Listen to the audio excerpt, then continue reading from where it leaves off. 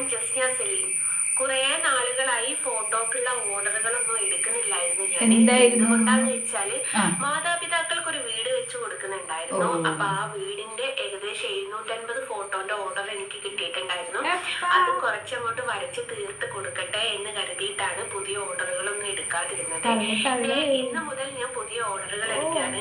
നമ്മുടെ കണ്ണം വരുന്നത് ഇതാണ്. ഇത് സൈസ് വരുന്നത് 15 ഇഞ്ച് വീതിയും 22 ഇഞ്ച് നീളവുമാണ് വരുന്നത്. ഇത് എന്ത് മെറ്റീരിയൽ ആണ് ഉപയോഗിക്കുന്നത് വെച്ചാൽ അക്രലിക് ഷീറ്റിന്റെ മുകളിൽ fabric paint, pearl paint, 3D gold ഇതൊക്കെ ഉപയോഗിച്ചിട്ടാണ് ഈ ഒരു വർക്ക് പൂർത്തീകരിച്ചെടുക്കുന്നത്. ഈ ഒരു വർക്ക് ഈ ഒരു രൂപത്തിലേക്കാക്കി മാറ്റാൻ എനിക്ക് ഏകദേശം 2500 രൂപന്റെ അടുത്ത് എക്സ്പെൻസ് മാത്രം വരുന്നുണ്ട് കേട്ടോ. എന്തോന്ന് ഈ ഫോട്ടോ ഈ ഒരു രൂപത്തിലേക്കാക്കി മാറ്റാൻ 2500 റുപ്യ? എന്താ വെള്ളരിക്ക പട്ടണോ? എനിക്കറിയാൻ പാടില്ലാണ്ട് ചോദിക്കുക. നീ വല്ല പൊട്ടന്മാരോടും പറ. സെയിം ഫോട്ടോ ഞാനും വരച്ചതാണ്. സെയിം ഫോട്ടോ എന്ന് പറയുമ്പോൾ നീ വിചാരിക്കുന്ന ഇന്ത്യ കാർട്ടൂൺ ഫേസ് ആണെന്ന്. അല്ല, നല്ല ഒറിജിനല് നല്ല മുഖൈശ്വര്യമുള്ള വെണ്ണക്കണ്ണൻ, അതായത് ഹിന്ദുക്കളുടെ ദൈവം. നീ വരയ്ക്കുന്നത് നിന്റെ മൈലാഞ്ചി ഒപ്പനക്കണ്ണൻ. ആ കണ്ണനല്ല ഈ വെണ്ണക്കണ്ണൻ, മനസ്സിലായോ? നിന്റെ കണ്ണന്റെ ഫേസ് കാർട്ടൂൺ ആണ്, നമ്മളുടെ നല്ല ഒറിജിനാലിറ്റിയും. നീ വരയ്ക്കുന്ന ഈ ഫോട്ടോ വീടിന്റെ ലിവിംഗ് റൂമിൽ പോലും തൂക്കാൻ കൊള്ളൂല എന്നുള്ളൊരു കാര്യം ഇവിടുത്തെ ഹിന്ദു സമൂഹത്തിന് മൊത്തം അറിയാം. അങ്ങനെ നിന്റെ ഫോട്ടോ ഒക്കെ വാങ്ങി വീട്ടിൽ വെച്ചവര് ഇന്ന് ദുരിതം അനുഭവിക്കുന്നുണ്ട്. അപ്പൊ ഹിന്ദു സഹോദരങ്ങൾ പ്രത്യേകം ഓർക്കുക, ഇവരുടെ ഈ ഫോട്ടോ വാങ്ങിച്ച് വീട്ടിൽ വെച്ച് കഴിഞ്ഞാൽ ദുരിതം ഒഴിഞ്ഞിട്ട് കാലം ഉണ്ടാവില്ല. ആപത്തുകൾ നമ്മളെ തേടി വരും, കേസടക്കം വരും, ഉറപ്പാണ്. പല പ്രമുഖരുടെയും അനുഭവം നമുക്ക് ഇന്ന് കൺമുമ്പിലുണ്ട്. ദയവ് ചെയ്ത് വെറുതെ തരാന്ന് പറഞ്ഞാൽ പോലും ഇത്തരത്തിലുള്ള സംഭവങ്ങളൊന്നും വാങ്ങിച്ചിട്ട് ആരും വീട്ടിൽ വെക്കരുത്. നമ്മുടെ വീട്ടിലേക്ക് ഒരു നെഗറ്റീവ് എനർജി അല്ലെങ്കിൽ ആപത്തുകൾ, ദുരിതങ്ങളൊക്കെ വിളിച്ചു വരുത്തുന്ന തരത്തിലുള്ള ഒരു ഫോട്ടോയാണ് ഇവള് വരയ്ക്കുന്ന ആ ഒരു ഫോട്ടോ എന്ന് പറയുന്നത്. പല ഹിന്ദുക്കൾക്കും, പ്രമുഖരായ പല ഹിന്ദുക്കളും ഫോട്ടോ വാങ്ങിച്ചു വെച്ചതിന് മൂലം പല ആപത്തുകളിലും ചെന്ന് ചാടിയിട്ടുണ്ട്. ഹിന്ദു സഹോദരങ്ങൾക്ക് ആർക്കെങ്കിലും ഇത്തരത്തിലുള്ള ചതി മുന്നേ പറ്റിയിട്ടുണ്ടെങ്കിൽ ആ ഫോട്ടോ വീട്ടിൽ നിന്ന് എത്രയും പെട്ടെന്ന് എടുത്തു മാറ്റുക. ഈ ഫോട്ടോ സെയിം വലിപ്പത്തിൽ ഞാൻ വരച്ചിട്ടുണ്ട്. പക്ഷെ എനിക്ക് വന്നത് വെറും 1500 രൂപയാണ് ഇതിന്റെ ചെലവ്. പിന്നെ എവിടെ നിന്നാണ് ഇവൾക്ക് മാത്രം 2500 റുപ്യ? ആ 2500 റുപ്യന്റെ കണക്കാണ് നമുക്ക് കിട്ടേണ്ടത്. ഫ്രെയിമിനടക്കം സാധനങ്ങളൊക്കെ ഹോൾസെയിലായിട്ടാണ് വാങ്ങിക്കുന്നത്. ഹോൾസെയിലായിട്ട് വാങ്ങിക്കുന്ന സാധനങ്ങൾക്ക് വില കുറയോ കൂടോ? നിങ്ങൾ പറ. നിങ്ങൾക്ക് ആർക്കെങ്കിലും ഒരു നല്ലൊരു ചിത്രം വേണമെങ്കിൽ ഞാൻ നല്ല അടിപൊളിയായിട്ട് നല്ല പോസിറ്റീവ് എനർജിയുള്ള ഒറിജിനാലിറ്റി തുളുമ്പുന്ന മുഖത്തോട് കൂടിയുള്ള നല്ല കണ്ണന്റെ ഫോട്ടോകൾ വരയ്ക്കുന്നുണ്ട്. ഗുരുവായൂരപ്പന്റെ ഫോട്ടോകൾ വരയ്ക്കുന്നുണ്ട്. എനിക്കിതിനാകെ ചെലവ് വരുന്നത് 1500 രൂപ മാത്രമേ ഉള്ളൂ. 3 ദിവസത്തെ നമ്മുടെ വർക്ക് അതിനകത്ത് വരുന്നുണ്ട്. വിലയും കുറവാണ്. ഞാൻ വരയ്ക്കുന്ന ചിത്രങ്ങൾക്ക് വെറും 3000 രൂപയേ ഉള്ളൂ. നമ്മൾക്ക് എന്തിനാണ് ഒരു മുസ്ലിം സ്ത്രീ വരയ്ക്കുന്ന കണ്ണൻ? വീണ്ടും എക്സ്ട്രാ ഒരു 2000 രൂപ കൂടി അധികം കൊടുത്തിട്ടാണ് നമ്മുടെ ഹിന്ദു സഹോദരങ്ങൾ ഈ ഒരു നെഗറ്റീവ് എനർജിയുള്ള ഈ ഫോട്ടോ വാങ്ങിച്ച് വീട്ടിൽ വെച്ചിട്ട് വീട്ടിലേക്ക് ആപത്തുകളും ദുരിതങ്ങളും ഒക്കെ വിളിച്ചു വരുത്തുന്നത്. പിന്നെ എനിക്കൊരു കുഞ്ഞിക്കാലില്ലാത്ത കാര്യം നിങ്ങൾക്ക് എല്ലാവർക്കും അറിയാം. ഞാൻ ആ ഒരു കാര്യത്തിന് വേണ്ടിയിട്ടാണ് നിങ്ങളോട് ഒരു ഫോട്ടോയുടെ ഓർഡർ ചോദിച്ചത്. അല്ലാതെ എനിക്ക് വീട് പണിയാനോ, ഓൾറെഡി എനിക്ക് വീടില്ല എന്നുള്ള കാര്യം നിങ്ങൾക്ക് എല്ലാവർക്കും അറിയാവുന്ന ഒരു കാര്യമാണ്. അപ്പൊ ഞാൻ ആ ഒരു കാര്യത്തിന് വേണ്ടിയിട്ടല്ല ചോദിച്ചേക്കുന്നത്. ഒരു കുഞ്ഞിക്കാല് കാണാൻ വേണ്ടി മാത്രമാണ്. ഗുരുവായൂരപ്പന്റെ ചിത്രം വേണമെങ്കിൽ അങ്ങനെ വരച്ചുതരും, എണ്ണക്കണ്ണം വേണമെങ്കിൽ അങ്ങനെ വരച്ചുതരും. ഇനി അഥവാ ആലിലക്കണ്ണനാണ് നിങ്ങൾക്ക് ഇഷ്ടമെങ്കിൽ അത് പറഞ്ഞു കഴിഞ്ഞാൽ ഞാൻ അങ്ങനെ വരച്ചു തരും. യഥാർത്ഥത്തിൽ ഒരു ചിത്രകാരൻ അല്ലെങ്കിൽ ഒരു ചിത്രകാരി എന്ന് പറയുമ്പോൾ അവർ വ്യത്യസ്തമായിട്ടുള്ള ചിത്രങ്ങൾ വരയ്ക്കും. എനിക്ക് ഓർഡർ തരാൻ ഞാൻ പറയുന്നില്ല. പക്ഷെ നിങ്ങളൊന്ന് മനസ്സിലാക്കേണ്ടത്, ഏത് ആവശ്യത്തിനാണ് ഇവിടെ മുൻതൂക്കം, ആർക്കാണ് ഇപ്പോൾ അത്യാവശ്യം കൂടുതൽ, അത് മനസ്സിലാക്കിയിട്ട് വേണം ഒരു ചിത്രത്തിന് ഓർഡർ കൊടുക്കാൻ. മാതാപിതാക്കൾക്ക് ഒരു വീട് വെച്ച് കൊടുക്കുന്നുണ്ടായിരുന്നു. അപ്പൊ ആ വീടിന്റെ ഏകദേശം 750 ഫോട്ടോന്റെ ഓർഡർ എനിക്ക് കിട്ടിയിട്ടുണ്ടായിരുന്നു. തേങ്ങയാണ്. മാതാപിതാക്കൾക്ക് വീട് വെച്ച് കൊടുക്കുന്നു എന്ന് പറഞ്ഞിട്ട് ജനങ്ങളോട് തെണ്ടിയപ്പോൾ തന്നെ ആൾക്കാർ തെറിയാണ് പറഞ്ഞത്. 750 ഫോട്ടോയോ നിനക്കോ? അതിന്റെ പൂജ അങ്ങോട്ട് വെട്ടിക്കുറയ്ക്കുക. നിന്റെ ഈ ഫ്രോഡ്, കള്ളത്തരം, കപട നാടകം മനസ്സിലാക്കിയിട്ടുള്ള ഏത് ഹിന്ദുക്കളാണ് നിനക്ക് ഫോട്ടോയ്ക്ക് ഓർഡറുമായി വരുന്നത്? അത് നീ ഒന്ന് പറയേ. ഇത് എന്ത് മെറ്റീരിയൽ ആണ് ഉപയോഗിക്കുന്നത് വെച്ചാൽ അക്രലിക് ഷീറ്റിന്റെ മുകളിൽ fabric paint, pearl paint, 3D gold ഇതൊക്കെ ഉപയോഗിച്ചിട്ടാണ് ഈ ഒരു വർക്ക് പൂർത്തീകരിച്ചത്. ഇതൊക്കെയല്ലേ ഉപയോഗിക്കുന്നത്. അല്ലാതെ ഈ പെയിന്റിന്റെ കൂടെ സ്വർണ്ണത്തരികൾ വല്ലതും ഉണ്ടോ ഈ ലോകത്തില്ലാത്ത വില പറയാന്? നമ്മുടെ ഫോട്ടോയിൽ സ്വർണം പൂശിയിട്ടില്ല കേട്ടോ, അതുകൊണ്ട് വിലയും കുറവാണ്. വെറും 3000 രൂപ മാത്രമേ ഉള്ളൂ. ഇത്തവണത്തെ എന്റെ നിങ്ങളോടുള്ള ആഗ്രഹവും കൂടി ഉണ്ട്. ആ. ഇതുവരെ ഞാൻ എന്തൊരാഗ്രഹം പറഞ്ഞാലും ഞാനത് വിചാരിച്ചിരിക്കായിരുന്നു എന്താണ് പറയാത്തതെന്ന്. കേക്കിട്ടടി മോളെ നിന്റെ പുതിയ ആഗ്രഹം. ഈ ഒരു കണ്ണൻ എനിക്ക് സാധിപ്പിച്ച് തന്നിട്ടുണ്ട്. ഉവ്വ്. എനിക്കൊരു ആഗ്രഹവും കൂടി ഉണ്ട്, അതും കൂടി നിങ്ങളുടെ അടുത്തേക്ക് തുറന്നു പറയുകയാണ്. അപ്പൊ കണ്ണൻ സാധിപ്പിച്ചു തന്നിട്ടുണ്ടെങ്കിൽ പിന്നെ നമ്മുടെ അടുത്ത് വന്ന് പറയുന്നത് എന്തിനാ? നീ വലിയ പണക്കാരിയല്ലേ, പിന്നെ നീ എന്തിനാണ് ഈ കിടന്ന് തെണ്ടുന്നത്? ഹിന്ദു സമൂഹത്തിനോട്, കൃഷ്ണഭക്തരോട് നീ എന്തിനാണ് തെണ്ടുന്നത്? നീ വലിയ പണക്കാരിയാണ്, നിനക്ക് കാറുണ്ട്, നിനക്ക് മാലയുണ്ട്, പിന്നെ നിനക്ക് 26 സെന്റ് സ്ഥലവും 2000 സ്ക്വയർ ഫീറ്റ് വീടും കൊയിലാണ്ടിയിലുണ്ട്. അതും പോരാഞ്ഞ് നീ ഇപ്പം താമരശ്ശേരിയിൽ ആധുനിക സൗകര്യങ്ങളോടുകൂടി ഒരു വീട് പണിതിട്ടുണ്ട്. പിന്നെ നിനക്ക് 2 വീട് വേറെ, മൊത്തം 4 വീട്, കാറ്, സ്വർണം, ബാങ്ക് ബാലൻസ്, ഇതൊക്കെ മിനിറ്റിന് വന്ന് കാണിക്കുന്ന നീ എന്തിനാടി കൃഷ്ണഭക്തരോട് ഈ ഫോട്ടോ കാണിച്ച് തെണ്ടുന്നത്? എനിക്ക് കിട്ടുന്ന ഓരോ ഫോട്ടോയുടെ ഓർഡർ കൊണ്ടും ഞാനൊരു കാര്യം ചെയ്ത് തീർക്കാൻ ആഗ്രഹിക്കുന്നുണ്ട്. അതാണ് പോയിന്റ്. എന്റെ മാതാപിതാക്കളെ ഞാനിപ്പോ സേഫ് ആക്കി, അവർക്കൊരു വീട് വെച്ചു കൊടുത്തു, അവരെ സേഫ് ആക്കി. ഇനി അവർക്കുള്ള ഒരു ആഗ്രഹം കൂടി എനിക്ക് സാധിപ്പിച്ചു കൊടുക്കാനുണ്ട്. മറ്റൊന്നുമല്ല, അവരെ 2 പേരെയും ഹജ്ജിന് പറഞ്ഞേക്കുക എന്നുള്ളത്. അതും എനിക്ക് ഈ ഒരു കണ്ണൻ സാധിപ്പിച്ചു. നിന്റെ ഉമ്മാനെയും വാപ്പാനെയും ഹജ്ജിന് വിടാൻ വേണ്ടി കണ്ണൻ സഹായിക്കുമെന്ന് പറയാൻ കണ്ണൻ എന്താ ഉണ്ണിക്കണ്ണൻ ഹാജിയാ അല്ലെങ്കിൽ ഉണ്ണിക്കണ്ണൻ മൊയിലിയാരാ? എനിക്കറിയാൻ പാടായിട്ട് ചോദിക്കുക. ഈ കണ്ണൻ തന്നതാന്നും പറഞ്ഞിട്ട് നീ പുതിയ വീട് പണിതിട്ട് നീ അവിടെ പാല് കാച്ചൽ ചടങ്ങിനോടൊപ്പം നിസ്കരിച്ച് കയറിയ മുതലല്ലേടി നീ?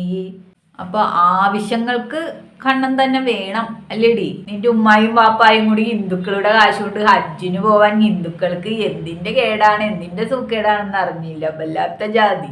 ഒരു വീട് പണിയാൻ എന്ന് പറഞ്ഞപ്പോ ചില ഹിന്ദുക്കളെങ്കിലും സഹായിച്ചു കാണും. അത് കഴിഞ്ഞപ്പോ അടുത്ത ആഗ്രഹം, ഇത് കഴിയുമ്പോ അടുത്ത ആഗ്രഹം. ഇങ്ങനെയാണ് മനുഷ്യ ജന്മം. ഈ ആഗ്രഹങ്ങൾ ഒരിക്കലും തീരൂല. പണക്കാരിയായ നിന്റെ അടുത്ത് ഈ തന്തേനെയും തള്ളേനെയും ഹജ്ജിന് വിടാനുള്ള കാശില്ലേടി ചൂലേ എന്ന് വീണ്ടും ചോദിക്കേണ്ട അവസ്ഥ വന്നിരിക്കുകയാണ്. നിന്റെ മാല പൊക്കി പിടിച്ചത് കാണിച്ചു നീ, നിന്റെ കാറ് കാണിച്ചു നീ, യൂട്യൂബിന്റെ വരുമാനം കാണിച്ചു നീ, നിന്റെ സ്വർണ്ണാഭരണങ്ങളുടെ ശേഖരം കാണിക്കുന്നു നീ. ഇത്രയും കാശുകാരിയായ നിനക്ക് സ്വന്തം തള്ളേനെയും തന്തേനെയും ഹജ്ജിന് വിടാൻ നിനക്ക് ഹിന്ദുക്കളോട്, ഹൈന്ദവ സമൂഹത്തിനോട്, കൃഷ്ണഭക്തരോട് തെണ്ടണ്ട വന്നല്ലോടി. ഹിന്ദുക്കളുടെ തന്തയ്ക്കും തള്ളയ്ക്കും വിളിച്ച് ഹിന്ദുക്കളുടെ തന്തയുടെ വകയാണോ ഗുരുവായൂരമ്പലം എന്ന് ചോദിച്ച് ഹിന്ദുക്കളെ പറ്റിച്ചാണ് ജീവിക്കുന്നത് എന്ന് കറക്റ്റായിട്ട് പറഞ്ഞുകൊണ്ട് സോഷ്യൽ മീഡിയയിൽ വിളയാടുന്ന നിന്റെ തന്തേനെയും തള്ളേനെയും ഹിന്ദുക്കൾ അവരുടെ പൈസ കൊടുത്തിട്ട് ഹജ്ജിന് വിടണം. ഒരു വീട് വെക്കാനാണെന്ന് പറഞ്ഞപ്പം ചില ഹൈന്ദവര് സഹായിച്ചിട്ടുണ്ടാവും, ഇല്ലാന്ന് ഞാൻ പറയുന്നില്ല. അതൊരു ആവശ്യമാണെന്ന് കരുതി നിന്റെ തട്ടിപ്പറയാണ്ട് വീണ ചില ആൾക്കാരുണ്ടാവും. പക്ഷെ ഹിന്ദുക്കൾക്ക് എന്തിന്റെ കേടാണടി നിന്റെ തന്തയും തള്ളയും ഹജ്ജിന് പോവാഞ്ഞിട്ട്? നിന്റെ തന്തയും തള്ളയും ഹജ്ജിന് പോണെങ്കിൽ നീ പൈസ മുടക്കി വിടടി. നിനക്ക് 2 ലക്ഷം രൂപ മാസം കിട്ടുന്നുണ്ടല്ലോ. നിന്റെ തന്തയ്ക്കും തള്ളയ്ക്കും ഹജ്ജിന് പോവാനാ ഒരു മാസത്തെ പൈസ പോരെ? കാറുണ്ട് നിനക്ക്, 4 വീടുണ്ട്, സ്വർണങ്ങളുണ്ട്, വേറെ നിനക്ക് വരുമാനമുണ്ടെന്ന് ഇവിടെ വന്ന് പറഞ്ഞിട്ടുള്ളവളാണ് നീ. അങ്ങനെയുള്ള നിന്റെ തന്തേനെയും തള്ളേനെയും ഹജ്ജിന് വിടാൻ ഹിന്ദുക്കൾ കണ്ണന്റെ ഫോട്ടോ വാങ്ങിക്കണം. ആഹാ, എന്തൊരു നല്ല തമാശ, കേൾക്കാൻ നല്ല സുഖം. ഹിന്ദുക്കൾക്ക് എന്തിന്റെ കേടാണോ എന്തോ, എന്തിന്റെ കുത്തിക്കഴുപ്പാണോ എന്ന് ചോദിക്കേണ്ടി വരും. അത്രത്തോളം പറഞ്ഞു പോകും ഈ ഒരു ആവശ്യം കേട്ടാല്. എൻ്റെ ഹൈന്ദവ സമൂഹത്തിനോടാണ് ഞാൻ ചോദിക്കുന്നത്, ഇവൾക്കുടെ തന്തേനെയും തള്ളേനെയും നിങ്ങൾക്ക് ഹജ്ജിന് വിടണോ? നിങ്ങൾ പറയൂ. കണ്ണൻ തന്ന വീടാണെന്നും പറഞ്ഞിട്ട് ഈ വീട്ടിൽ കൂടൽ ചടങ്ങ് നടത്തിയപ്പോൾ അവിടെ ഒരു കണ്ണൻ്റെ ഫോട്ടോ വെച്ചില്ല. ഇവള് നിസ്കരിച്ചുകൊണ്ടാണ് അവിടെ പാല് കാച്ചിയത്. അങ്ങനെയുള്ള ഇവൾക്കടെ തന്തേനെയും തള്ളേനെയും ഹജ്ജിന് വിടാൻ എന്തൊരു പുണ്യജന്മങ്ങളാണോ എന്തോ. ഈ 2025 കേട്ട രണ്ടാമത്തെ ഏറ്റവും വലിയ തമാശ. ചിരിക്കാതെ എന്ത് ചെയ്യും മക്കളെ പറഞ്ഞേക്കുക എന്നുള്ളത്.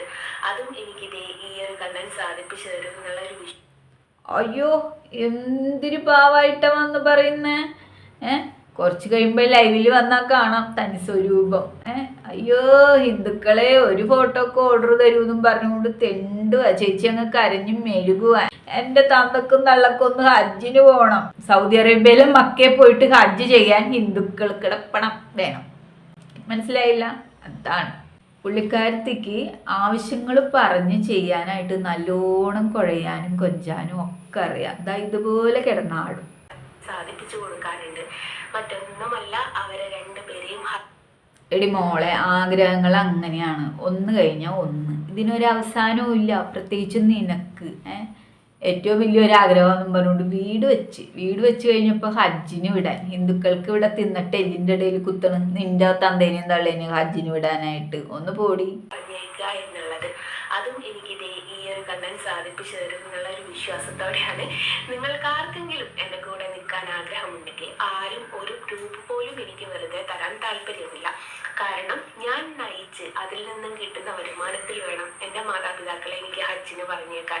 ഈ ഫോട്ടോ വീട്ടിൽ വെച്ച് കഴിഞ്ഞാൽ ആപത്തും ദുരിതവും ഒഴിയാബാധയായിട്ട് മേടിക്കുന്ന ആളുകളുടെ കുടുംബത്തിലേക്ക് കയറി വരും. എന്നിട്ട് ഈ ഫോട്ടോ നമ്മുടെയൊക്കെ ഹൈന്ദവരുടെ തലയിൽ കെട്ടി വെച്ചിട്ടാണ് ഇവളുടെ തന്തയ്ക്കും തള്ളയ്ക്കും ടൂറ് പോവാൻ. അതാണ് പറഞ്ഞു വരുന്നത്. അപ്പൊ നിങ്ങൾക്ക് ആർക്കെങ്കിലും ആപത്തും ദുരിതവും ഒക്കെ ഒഴിയാബാധയായിട്ട് വേണം എന്നുണ്ടെങ്കിൽ അങ്ങനെയുള്ളവർ മാത്രം വാങ്ങിച്ചാൽ മതി കേട്ടോ.